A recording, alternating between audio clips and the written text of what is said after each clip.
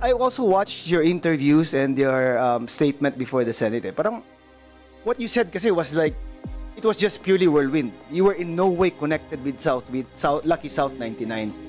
But but you also heard Attorney Fernandez na sabi niya na from all intents and purposes, ang appearance that you were giving was that you were asking about the renewals, the requirements na nga for Lucky South 99. Now, how is that related to being just the lawyer for the service provider?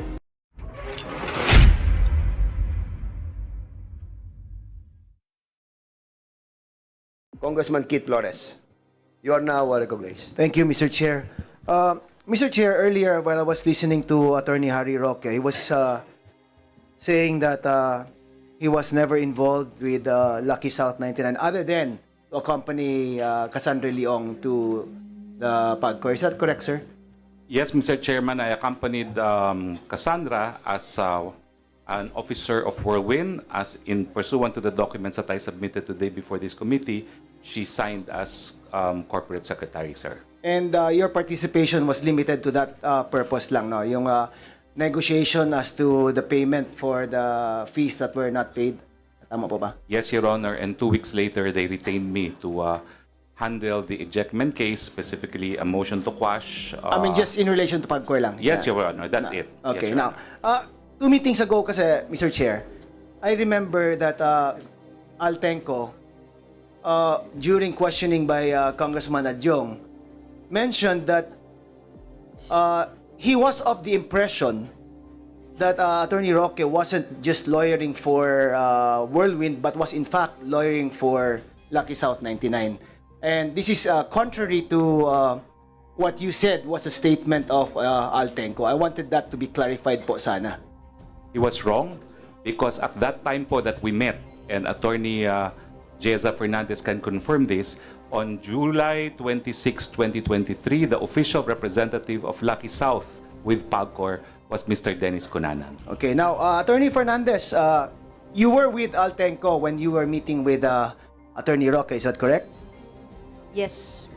And do you remember 2 meetings ago that Altenco also mentioned that he was of the impression that Attorney Roque was lawyering for Lucky South 99 and not just Whirlwind. Is that also correct? Yes, sir. So he said that, correct? Yes, sir. Okay, now he just said that. He just said yes. Are you of the impression that he was lawyering for Lucky South? Yeah. He said yes. Yes, correct. Now, you were also present.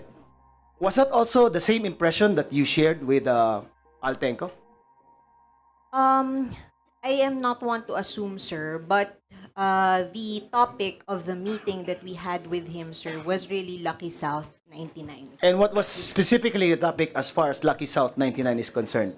It's about the arrears of Lucky South 99, which were not remitted to PAGCOR, allegedly because its authorized representative did not deposit said amount to PAGCOR's account. Okay, now, you also heard Attorney Roque parang downplayed it kanina eh. Sabi niya, it wasn't for the renewal naman of the permits because the permits was still good for a few more years. That's what he said. But why would then he meet with you guys if it had nothing to do with the permits of Lucky South 99?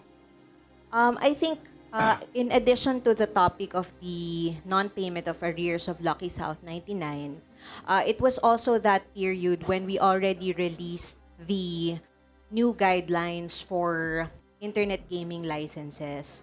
So, Lucky South, the Miss Cassandra Ong would like to reapply, expressed her intent to reapply under the new framework, and that she was informed that she has to comply with the requirements and to pay for the arrears before the application may be processed. Okay, so it now crossed just from the payment of arrears to the new requirements of the IGL.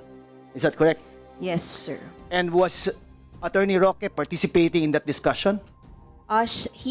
Based on what I remember, nakikinig lang po siya doon. Okay.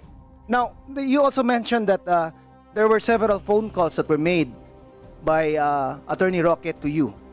Yes, you confirm sir. that? Yes, sir. Okay, what was the nature of these conversations? He was asking po kung meron pa pong lacking documents yung Lucky South. So it is for the new accreditation of Lucky South 99 as IGL. Yeah, for the ongoing application po of Lucky South for an internet gaming license. So it is contrary to the statement that it was just for the payment of the arrears. I cannot answer that, sir, but matter of fact lang po Yeah. that the follow-ups po were made for the application of Lucky South 99 as an internet gaming license. And no discussions were made as far as Whirlwind is concerned. None po, because Whirlwind po does not have any relationship or any accreditation or any relationship or contractual relationship with PAGCOR. How about the phone calls that you received from Attorney Roque? Did it include in any way Whirlwind? No po. No. So it was all Lucky South 99. Yes po. Okay, how many calls were that, if you recall? Around 5 to 6, sir, but I missed 2, sir. Okay. Now, Attorney Roque, to be fair po, I'll give you time to explain din po. Yes, the explanation po is because Kasiong is a service provider. Not only do they own the premises, but they provide services to Lucky South. It's a matter of record and documentation that the official representative as of July 26, 2023 was Dennis Cunanan, and therefore the document is proof itself. No, on the time that we met, it was Dennis Cunanan. Now, in that meeting, nagsalita rin po si Chairman Altenco, and I'm sure si Attorney Fernandez will recall, sabi niya, hindi ko gusto yan Dennis Cunanan. Hindi talaga mabuting tao yan. I suggest palitan yan. At kaya po, napalitan si Dennis Cunanan. I do not know if Attorney Fernandez recalls that, no? And of course, by being a representative of a licensee to PAGCOR, hindi naman po requirement na ikaw ay maging shareholder, hindi rin requirement na ikaw ay maging officer.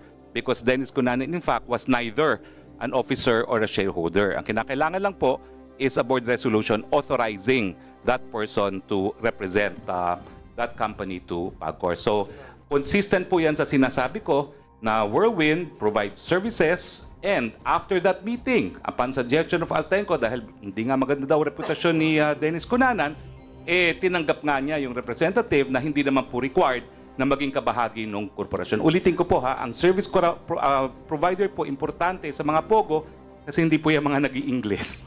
Wala, at saka Yes, sir. nasa POGO hub po sila, di sila lumalabas po. Thank you, sir. For a while, sali lang po. Kasi I also watched your interviews and your statement before the Senate. Parang what you said kasi was like, it was just purely Whirlwind. You were in no way connected with Lucky South 99. But but you also heard Attorney Fernandez na sabi niya na from all intents and purposes, ang appearance that you were giving was that you were asking about the renewals, the requirements na nga for Lucky South 99. Now, how is that related to being just the lawyer for the service provider? Madali po i-explain. Sige po. Kasi yung kliyente ko na Whirlwind acts as an agent for Lucky South.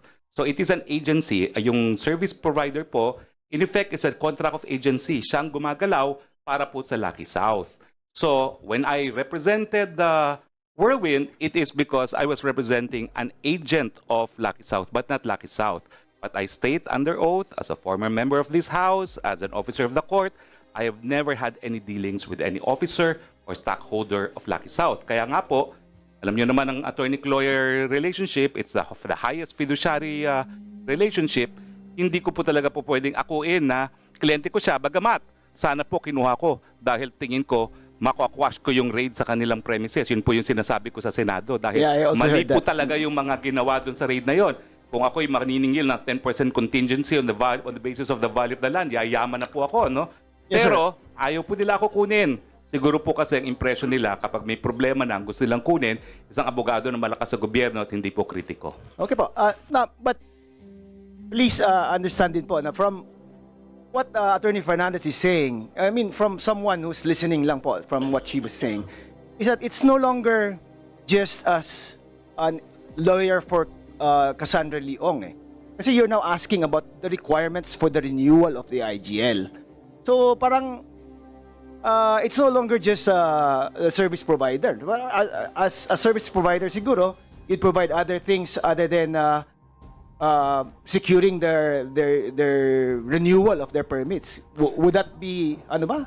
fair to say na ang agent nga lang as service provider, siya pa naglalakad for the renewal of the permits from PAGCOR? Totoo po kasi nung panahon na yon, na-revoke na yung appointment ni Dennis Cunanan as representative to PAGCOR.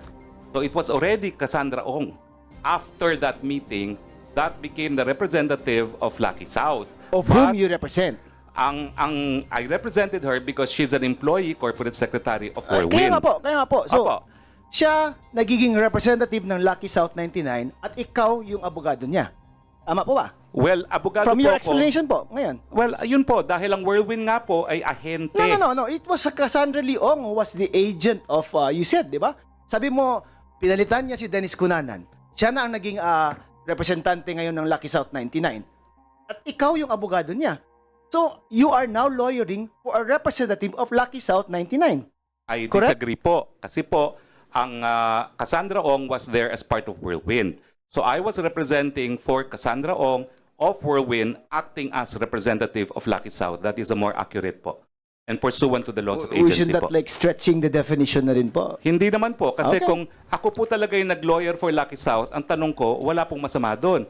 Pero ang punto, hindi po talaga ako Sino po? nag-lawyer. Hindi lawyer for Lucky South 99. I'm just saying, na as you said, Cassandra Leong replaced Dennis Cunanan as the agent of Lucky South 99. And you are the counsel for the representative of Lucky South 99. Yun lang po. I'm not saying na Well, directly to Lucky South 99, but of the agent of Lucky South 99. I was representing Cassie Ong of Whirlwind. That is correct po. And I confirm that. Secretary Roque, I think yes, ma'am. you will read the rules a while ago. Yes, Please follow the rules. Address the chairman. my apologies. My apologies po. It's just that it was an animated discussion and a friendly discussion. After all, he is also from a province of my relative who is now governor. Yeah, yes, sir. Yun lang po. I was just confused. Para I wanted it to be clear lang. Kasi I think Altenco should be here para at least man lang to clarify din yung statement niya. Kasi doon nga ako nalito Kasi when he appeared 2 meetings ago, he categorically said kasi na he was of the impression that you were lawyering for Lucky South 99. And contrary to what you were saying also, Mr. Chair, that he never mentioned or he denied that you were lawyering for Lucky South 99 po. Mr. Chair, I guess my answers is based on actual rules of legal ethics on when there is engagement. There could be an engagement between attorney and client as simple as giving legal advice. But there is an actual legal engagement when there's actually a contract between a client and attorney. So yun po yung talagang status sa legal ethics. Minsan, Mr. Chairman, yung mga nagtatanong sa radyo, yan po yung mga issue. Kasi pagbibigay pa lang ng legal advice, may attorney-client relationship na. Pero para magkaroon po ng engagement, dapat talaga merong kasunduan. Bakit naman po ako magre-represent, Mr. Chairman, ng isang kumpanya hindi magbabayad sa akin? Abay, mayaman pa. Pogo pa. Okay po. Sisingilin ko po yan, Mr. Chairman. Wala naman po akong nakita. Okay. Maraming salamat po. Thank you, Mr. Chair. Now, last, Mr. Chair, just to be clear lang, para idugtong ko lang. You're saying that you are representing Cassandra Leong as a representative of Whirlwind. But at the same time, you also said that Cassandra Leong replaced Dennis Cunanan as a representative of Lucky South 99 in relation to the application of Lucky South 99 to with PAGCOR in the renewal of their permits.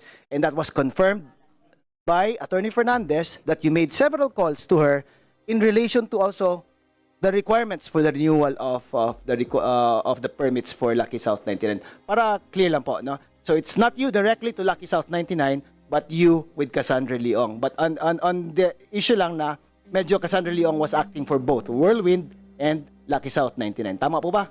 Well, ewan ko po kung tama na for both kasi siya po talaga ang naging representative as Whirlwind.